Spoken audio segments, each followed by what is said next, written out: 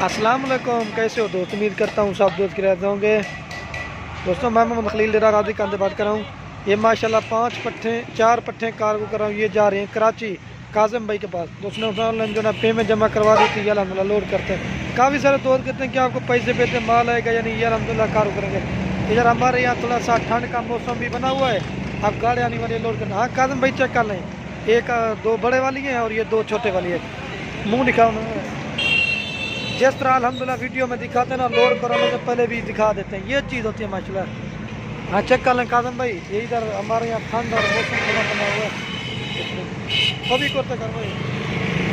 हाँ काजम साहब चेक कर लें, वो भी दिखा पर वाली ये दूसरी ये करी हुई है और 2 ही है।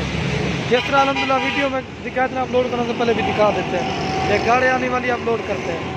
हाँ काजम साहब चेक कर लें, गाड़ी आएगी ये अल्हम्दुलिल्लाह लोड करते हैं। और चेक कर, हाँ चेक कर लें कादम भाई। एक ये लोड कर दिए और ये 2 नंबर पे जा रही है।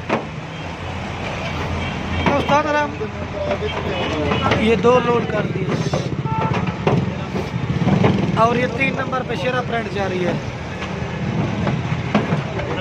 और ये 4 नंबर पे जा रही है। 4 नंबर चेक कर लें भाई। ये माशाल्लाह